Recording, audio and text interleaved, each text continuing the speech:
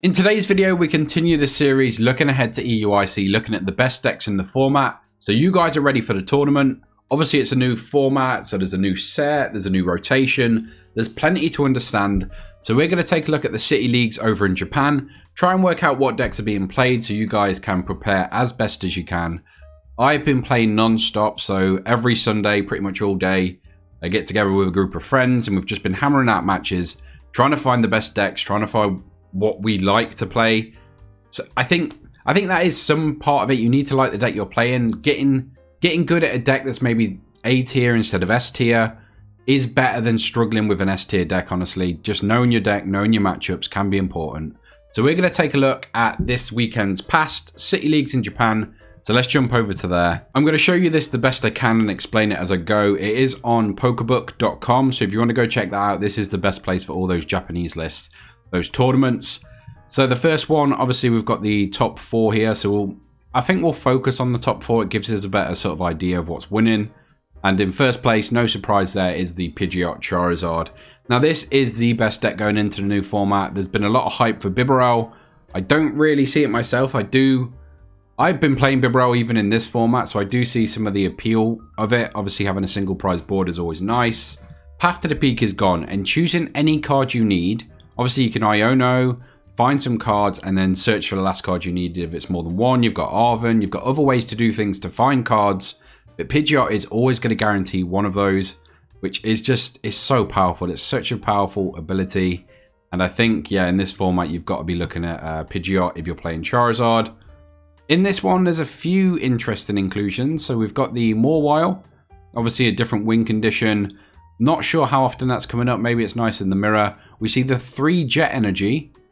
Obviously nice to jet the Mawile up, only 1 energy needed. Lets you switch stuff around. This deck obviously going heavy against control. It's got the Turo with a Power Pad as well. So obviously you can keep reusing that. You've got jet energy to jump stuff around. You've got counter catchers, 3 of yourself. You've even got the Eri, which I said to my friends about trying this, sort of like a control version of Charizard itself, which is kind of similar to what this is. I was going more heavy on the Eri and the grabbers, so you could sort of see the hand before you decide what supporter to play. I do think there's some merit to it, obviously being able to search out those cards when you need them. Pidgeot control is very much a thing, so just having that versatility is very nice in this deck. I quite like this. I think it's a very odd list. It's not what you're going to be playing against if you're playing against the Charizards. Like, don't expect to go up against this first round, or maybe you will. Now I've said that. Like I say, it's a very interesting list. Obviously, this is the probably 3rd most played A-Spec in Charizard. Maximum Belt and Prime Catcher being much more usable and versatile for the deck. Let's move on to 2nd place, though. And speaking of control, we've got a mill deck here with some control aspects. I haven't got the Mimikyu in mind, but it's got the Mawile for the trap in play. Having more win conditions with something like control is always good. Obviously you want as many ways to win the game as possible, and if you're milling stuff, they're rodding it back or power padding or just filling their deck up, it can be difficult. So you can maybe trap someone in the active with Mawile. Fairly standard list otherwise. I'm just having a quick look through. One of Eri, one of Erica, which is what I played myself. Stadium, I've not seen. I guess that's just more of the trapping. Obviously, it doesn't affect Great Tusk, which is nice. And yeah, just otherwise, just a fairly standard list. Trying to make your Pokemon bulky. Prime Catcher instead of the Hero's Cape is very interesting, because Hero's Cape on a Great Tusk can be so hard to deal with. Obviously, not a ton of decks play Lost Vacuum, which I think is a mistake. And Great Tusk can really take advantage of that. So that's maybe the only interesting card, or different card I should say, in this list. In 3rd place, we've got a Lost Box with Hooper. So Hooper has been appearing a little more in Japan. Obviously it hits weakness into stuff like Arceus. I think this deck is just trying to do that. Obviously it's got the it's got the Iron Hands to take 2 prizes when it can. Also it's good into some weakness, so you can hit a Lugia V, you can hit a Palkia V and Goldengo before it evolves. There's a few ways you can take even more prizes, Luminions, Squawk, so there's a ton of versatility for Iron Hands. Obviously one of the better cards in the format currently. Other than that, fairly standard. We do see the emergency boards come in, which is good. I've been playing 1 in my list. I think 2 probably makes a lot of sense, so Haven't really spent a lot of time on Lost Zone. Like I said, I've played a ton of matches, but I wouldn't say Lost Box is one of them. I played a couple with it. We've tested it out. It seems good. The Sable Zard currently just feels terrible, so this is my preferred version if I was going to play it. But I don't think it's going to be a deck I'm going to choose. Obviously, it's very versatile, but Lost Zone in general can feel so punishing at times, so I don't think it's a deck for me. Absolutely gorgeous energy, though. And in 4th place, we've got yet another Charizard. This one, a lot more standard. We've got the maximum belt to reach those early knockouts. And yeah, just a fairly standard list. Nothing out of the ordinary here. I think 7 and 2 is probably right going forward. Obviously, Control is in a massive spot right now. Obviously, Mill coming around. There's a ton of decks that are going to be looking to get rid of your resources. So I think just having more options is always good.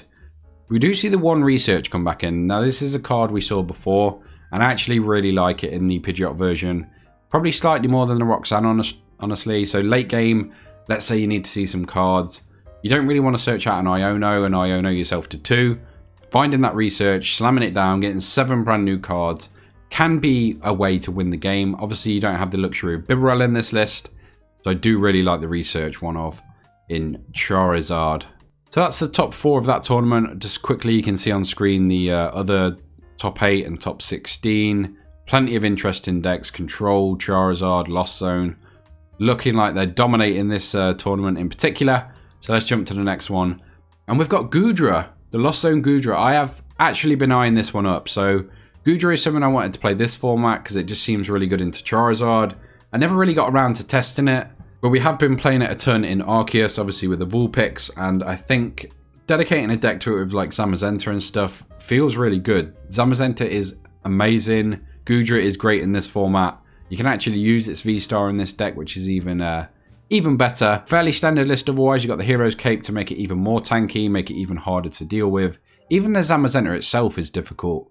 Just a really tanky deck. The idea is stand in the middle of that ring and slug it out with your opponent. And I think this deck, if they play into that strategy, is going to come out on top a lot of the time. In 2nd place, we've got even more Lost Zone. So we do see Giratina make a reappearance. This has had a massive surge recently. I cut Jirachi from some of my lists, so seeing this impact and seeing that people are still playing it, obviously Lost Zone being popular in general, not just Giratina. Obviously Jirachi needs to go back in my list. The 3 Comfey is... that can't be right. There's no way that's right. That must be that's got to be a mistake. Ignore that. There's 4 Comfey. Even the one of Spiritomb in there, I'm not sure what that's trying to shut down, honestly. Maybe like Rotoms in Control and Charizard to slow them down early game. It's an interesting list. It's a list that I played quite a bit at the start. People sort of said Giratina wasn't going anywhere. I didn't really see any results. Testing, it didn't feel like, it doesn't feel like it does now, obviously, without Path and things like that. And it needs certain things at certain times, which just make it even more reliable. Especially playing like a Lost Zone deck, you can lose those pieces. And let's say you need like a Temple of Sinnoh or something to turn off a Mist Energy. Finding it is not easy, as it always isn't in Lost Zone stuff. So in 3rd place, we have got a Bibarel Charizard. So this is the first one we're seeing at this weekend's events. Again, fairly standard. We do normally see Bibarel lean towards a Prime Catcher a little more. It's usable at more times. The maximum belt is very much you need it now. So Pidgeot is able to search that out. You don't have that luxury in this deck. I do like the 4 rare candy. We do even see the 4th Charizard in there. Not too sure about that. I think you're fine with the 2 rods, but 4th rare candy seems good. Obviously prize in, discards, other things. So I do like the 4th. We've seen some with 3, but I think I prefer 4. Just ignore the Evo. Just go heavy into Charizard, evolve up. You have got the Charmeleon anyway. So yeah, I do really like this list. And if I was going to play Bibzard, it wouldn't be too far from this list. I don't really like the one of Research though. Like I mentioned, the advantage in Pidgeot is finding it late game and being able to draw more cards. You're kind of drawing cards anyway in this, so you probably want some more disruption. I don't know if you would go into a Judge, but maybe a Roxanne. I don't know. The Research is fine. I just think I prefer it in the Pidgeot build. Otherwise, fairly standard list for Charizard. In at 3rd place, we do finally see a Goldengo. So this is a deck that had a lot of people hyped up this format towards the end. And we are seeing it taking control in the upcoming format as well. I think Goldengo's in an amazing place. Obviously, no path to the peak, making it very, very easy for it to draw cards. Things like, what's the actual cipher? I'm going to call it code breaking. Code breaking, 2 of those, 2 are Irida. So in my current list, I'm on a 3-3 of each. I think that Irida's important to set up at the start. Then once that first turn's over, the code breaker just takes over, and you are able to stack your deck legally and win games. I do really like this list. It's not too far from what my other half is playing to Liverpool. So yeah, very excited to see this doing well. In at 4th place, we've got Chen Pao. This is a deck that I would love to play this to Liverpool, but it runs so cold at times. Like, it is the most high roll deck going. You need stuff to go your way, and a lot of games it just doesn't, and you don't really get to do anything. The 1/1 Palkia is... I'd rather see that space go into other things. I don't really like the Kyogre as much in this format either. Yeah, I'd maybe like to see... What have we got? I prefer having the extra rare candy or an extra Baxcalibur, because without that, you're just not playing the game. And there's so many times I see on stream or I'm playing it myself, and you're missing one of those pieces and you just lose. Codebreaker in this list is amazing. I've been playing the 1/1 split with Iono. So yeah, a lot to love about this deck. Obviously, one of the most powerful, and if it goes off, I do think it is the most powerful. It has the highest ceiling. It can beat most decks. It's good into Lugia. It's good into Charizard. But its only real weakness is itself. Oh, so... Okay, so I've accidentally shown the top 5 there. I mean, I don't think that hurts at all. I mean, I'll go through these lists slowly just so you can see them on the screen. We're not really going to dig into them and have a look at them too closely. We do see an Entei Gouging Fire here. Okay, I'm going to have to click on this. I'll take back what I said. What? Okay, so Klefki... What even is that? Is that Zeraora? Tapu Koko? I can't even work out what that Pokemon is. Someone let me know in the comments. I don't know if it's how I'm looking at it or... So we are seeing the Judge Eri combo come in here. So we are seeing slightly more control being added to things like Charizard. I do think because you're playing the Pidgeot, you have that luxury of finding cards you need when you need them. So I do really like having this heavier lean into control. Do we see a Palpad in there? No, so, okay, so it's just a one-off area if you do pull it off. Let's take a look at the next tournament then. First place this time is the Chen Pao, with the 1/1 Palkia as well. So this seems like the new hotness in Japan. If you're really going to go for it, I would have a 2/2. If it's that important for you to set up, you get those early attacks, take the early knockouts, then you probably want to have a more reliable line of it. The 1/1 is fine. In those matchups you need it, you're probably not going to have it, is the only worry. I do like the 2 Codebreaker, 9 Water and 1 Lightning. I'd probably go 8-2, honestly. Because you play the Heavy Ball to find out the Iron Hands, you've got a ton of outs to get the Pokemon. The energy itself could get trapped. And I think it's fine. You can still retreat Pokemon with it. It's still a usable energy. And I think Iron Hands is good into quite a lot of matchups.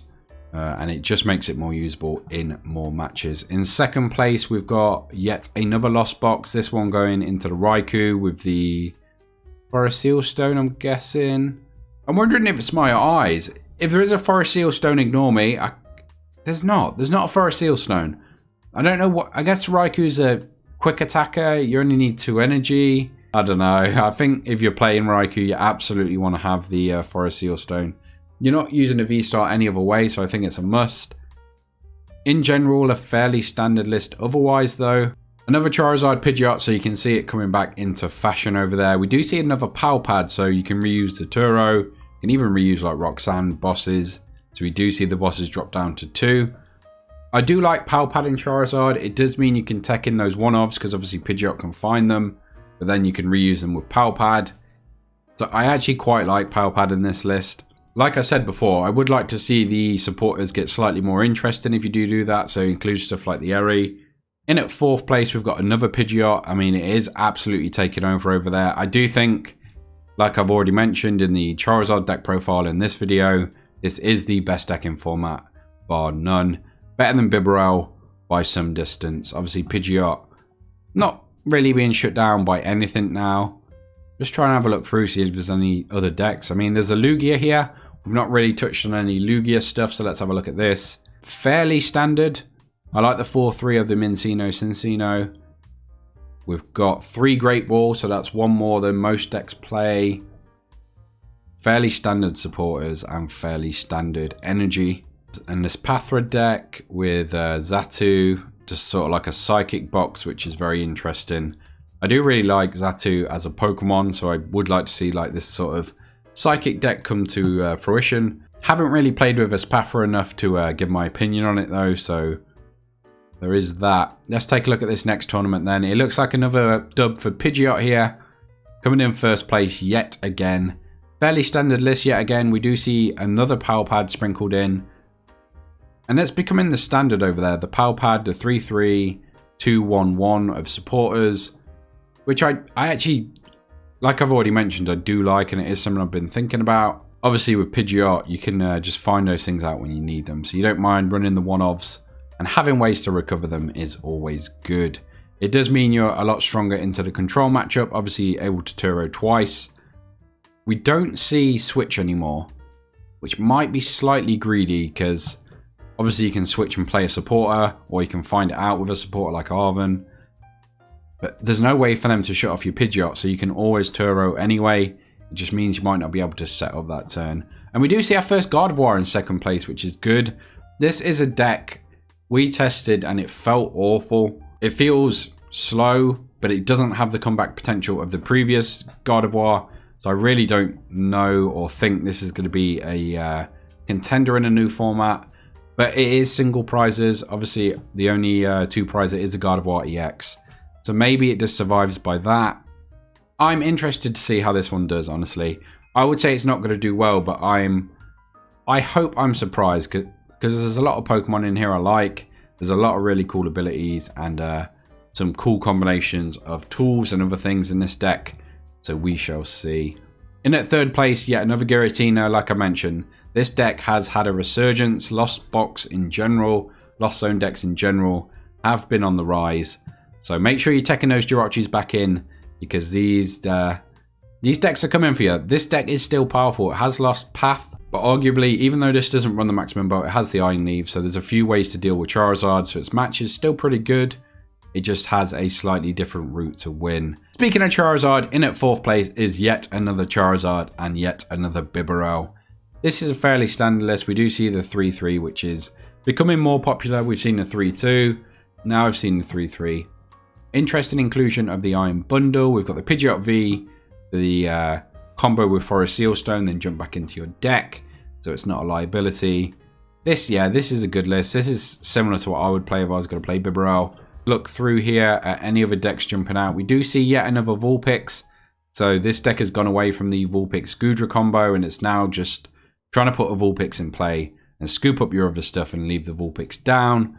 Obviously, if they find a way around it, you lose, but I think that's your win condition anyway. So yeah, it's an interesting deck. It is sort of like an all-in on one strategy. If they can hit you, I'm pretty sure you just lose. I mean, you have got Sharon, so you can loop some Arceus. It seems tough. It seems tough. We do see a Matang and Dialga deck. This is one that's been quite popular. Not one that we've tried. I don't know. Having that many energy in a deck just gives me flashbacks to like Miraidon and having hands of like 5 energy and like a Pokemon and some other useful stuff, useless stuff I should say. The Matang is very powerful. I didn't realize its ability was every turn. I thought it was when it evolved. So yeah, it's an absolutely powerhouse of a card. No doubt it's going to work some way. We've seen it paired with Copperaja by people like Azul. Not really sure that's the way to go with it, but it's interesting at least. It's a big tanky Pokemon and it can be very hard to deal with. Yeah, it's an interesting list. It's an interesting concept and I do hope it works at some point. Speaking of interesting, let's take a quick look at Lugia here. So we've got the regular stuff, but we've also got a Noivern EX. Now, Noivern says it can't be damaged by basic Pokemon, so it's good into stuff like the Iron Hands matchup. You can probably just evolve this up and then let your other stuff get knocked out and then just clean up with a Noivern. There is no way around it for them. The only way they could get around it is hitting you with the Iron Crown, because that ignores effects. Or is it just on bench? Anyway, it's really good into the Iron Hands. It makes them think they need text for this card. I can't see myself putting it into Lugia, but it is nice. I do see why it's in there. And I have been thinking about the A spec because the Master Ball doesn't come up that often, and there are cases where I would prefer like a maximum belt or like a prime catcher. So it is definitely something I'm thinking about. I just think for pure consistency, you do need the Master Ball as an option, because there have been games where I've used it. I don't use it every game, but the games where I do use it, obviously it lets me set up, meaning I'm in those games and able to win. So yeah, I do think you're giving up a lot to change your A spec currently. Until we see more ball search or Pokemon search in general, I think it has to be the Master Ball. I'm just having a look. This is almost identical to what we're playing. I know we're playing the third Ultra Ball, and we're only playing 2 of the Roaring Moon, because you really don't want to start these things. These are literally just for the last attack. So you 3 hit something, you 2 hit something, so they've taken 5, and then you just finish the game with the Roaring Moon EX. The trade always works out. It never feels like you're doing well. It never feels like you're ahead. It doesn't really feel like the deck's working, but you win on the prize trade just because it's a single prize deck. You just keep taking knockouts with this guy, and then this can just clear up anything in the game. Obviously, if you're against like a single prize deck or something, I'm trying to think what a good example is. With Mist Energy, there is a chance this just can't finish off games. There are definitely drawbacks, and it is not the most consistent of decks. There are games where you're just gonna have to scoop. Like, it doesn't feel good. There must be more we can do for this deck. I think we might have Trekking Shoes in ours as well. Just looking at the list, I'm not sure what the difference is. Not many. I think this is the best way to play Ancient Box if you're going to play it. So take a look at this list. I was going to say take a look at my video, but I spoke about the Koraidon version in that. Let's take a look at one more tournament though. So we're going to take a look here at Iron Hands, the Turbo Iron Hands, coming in first place. Now this deck is an absolute nightmare for stuff like Lugia, obviously hitting weakness. And because of the Iron Crowns knocking out a V-Star in 1 hit, obviously taking 2 prizes on Cincino, there's not really much you can do about this deck. It's why I've liked putting in stuff like the Charizard, Radiant, just to take a knockout in return. I've even thought about putting in a Lost Vacuum, because if you can get rid of that baton or they can't set it up, they are in a tough spot. They're relying on stuff like Generator and other things then. Especially because they're not playing the Reboot Pod, they don't have that extra reach. This deck can fall to stuff like Lost Vacuum, so it has been a thought in my mind. I do think, just speaking on Lugia slightly, because I played a ton of that, it's one of my favourite decks in this format. The Lost Vacuum actually is really nice, so there's a few uses for it. Obviously you can Lost Vacuum away your Radzard against Control, because you really can't set it up. You've only got Luminous, that's only really for finishing games. You can get rid of Collapse Stadium if it comes down before you get a chance to play yours. Obviously your deck, your bench space, sorry, is very limited. You need space for those Archeops. So getting that out of play can bring you back into games, give you a chance to win those games, and just have down the Pokemon you need. There's also just other stadiums that you don't really get a use and your opponent gets a massive advantage from. This example here, Town Store, it helps in this matchup for the baton as well.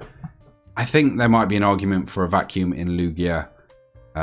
If this keeps hanging around, it seemed very popular. I will say, from comments on videos, from seeing stuff on Twitter, just in general, this deck seems very popular. A lot of people talking about it. In its second place, a very popular deck indeed. A bit of a mess here. We've got the 2-2 Arceus and a Delphox. I do like the Delphox. Not sure about some of these lines. This is a very interesting one. Is that a Shark? Okay, it's interesting. That's all I've got to say on that list. Third place, we've got another Vulpix. Again, this is entirely a meta core. I think if people are prepared for this and you take it to EUIC, you're not going to win many, if any, games. However, if people aren't prepared for it, if they haven't been testing against it, they haven't got techs in their deck, you can just win games, honestly. It's a little cheesy, but I mean, you're there to win. You're there to win matches. It's no cheesier than like a Snorlax or being milled or having a Pidgeot that lets you find any card you need. So if you're thinking about this, you're going to have to think hard. Look at this list. Come onto this website. Keep an eye on what's being played, because that will transfer over to EUIC. It is the first tournament. People are going to be unsure what to play. So yeah, you just need to sort of make a meta call with this one. And in fourth place, what is this? I thought it was a Zoroark deck then, but is this Zoroark without the Zoroark? I guess you just attack with Scizor. It can also evolve into the Cleavor. Once you fall behind, you can Luxray, you've got the Radzard, and then you win the game with Slowbro. I guess you're using Cleffa early on to draw new hands. Thank you if you've made it to this point in the video. We will continue to do this, so next week I'll take a look at the weekend and see some of the decks played as well. If you want to keep an eye on the metagame, go check out the website Pokebook, or stick around here and we will be looking at those in gameplay videos, deck profiles, and breakdowns. That's all I've got for this video though, so I will catch you in the next one.